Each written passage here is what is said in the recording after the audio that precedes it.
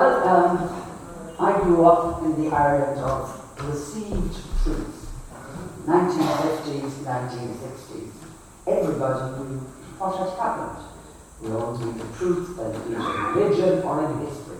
And the received truth when I was growing up was that Diarmuid MacMurrough was a traitor who had subjected Ireland to 800 years of oppression.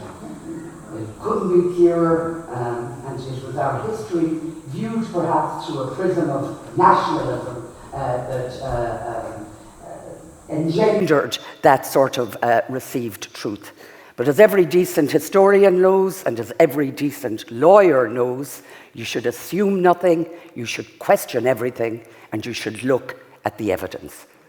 Now, first of all, I want to thank the three historians who spoke to us this morning, because I think their contribution provided a wonderful context for the evidence that you subsequently heard. Dr. Mulhare, Dr. Ona Mulhare, Professor Liam Brannock, and Dr. Iron Roberts. Very good.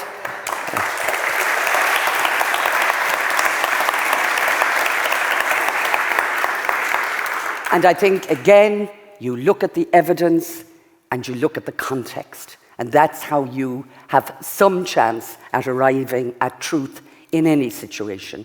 And we've had a wonderful range of evidence, some of it perhaps from witnesses who might have been a little self-serving. Will I name him? No.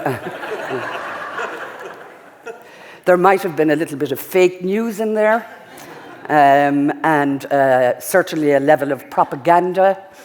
But what we did get from the evidence, I think, is a sense of the complexity of the situation. It wasn't black or white. It was very much more nuanced than traitor runs off with the wife of a king and then goes and invites in the perfidious Alban to ruin the place. So it is the nuance, I think, that's really important.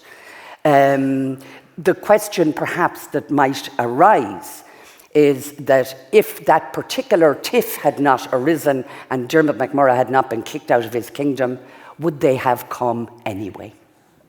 Would they have come on a religious pretext?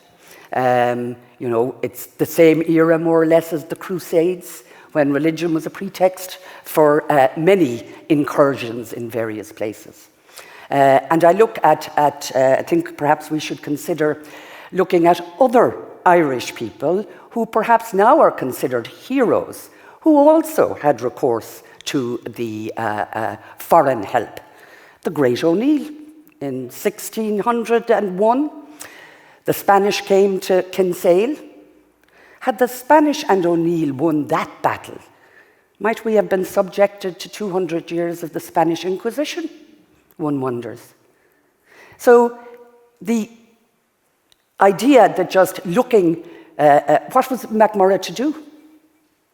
It was the most natural thing in the world to look for help from other people in the region.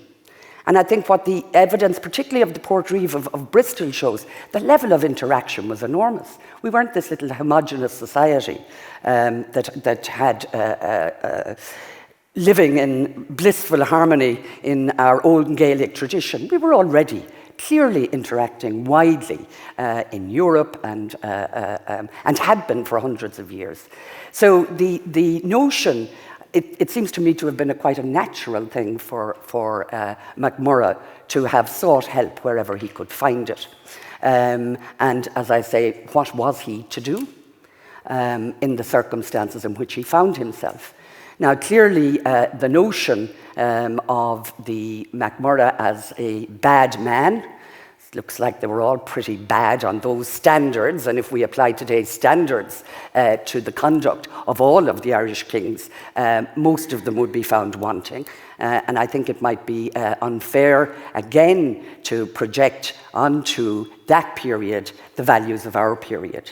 So it seems to me that one might consider that MacMurrough, like O'Neill and like Wolfe Tone, we could have had the French ruling the place for a while, but there was because we are perhaps a small island it is quite natural that a person under pressure might look to a near neighbour for assistance when under pressure. So those are sort of my preliminary thoughts. I think the evidence, again, shows how nuanced the situation was. In my view, I say my preliminary view, on the balance of probabilities, I think the Normans would have come here anyway. And it was only 100 years since the Battle of Hastings. Why would they stop there?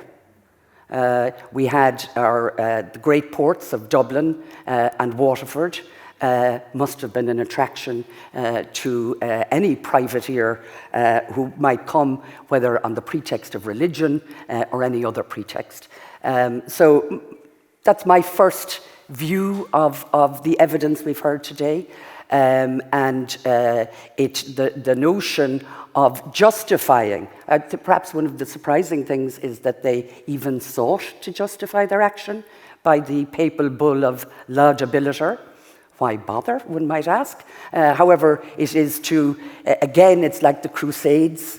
We have the Holy Roman Empire, and the actions must be justified. So just like the Crusades were justified, the incursion into Ireland was justified.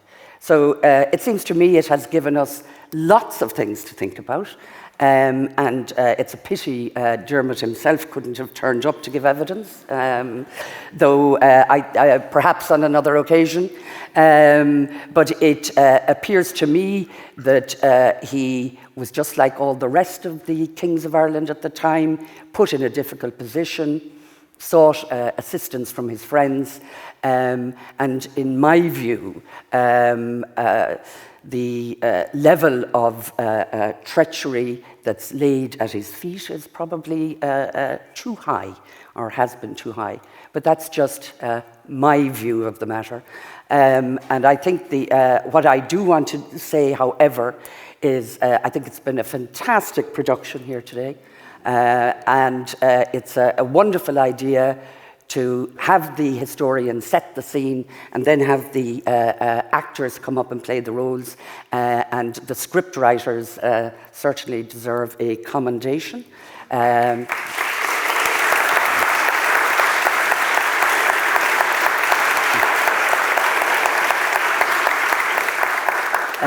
And the team who organised this really deserve your thanks. It's been a wonderful experience.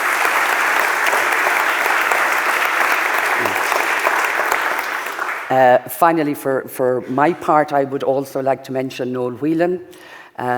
It was at Noel's funeral that Hugh McDowell asked me if I would preside today, and clearly I couldn't say no, but I've been very happy to do so. Noel was somebody who was really devoted to this county and had expended a lot of energy bringing social and cultural and historical appreciation both to of political and cultural matters to the people of his own county. And I trust his legacy will live on in that respect. So as far as I'm concerned, that's as much as I have to say. Thank you.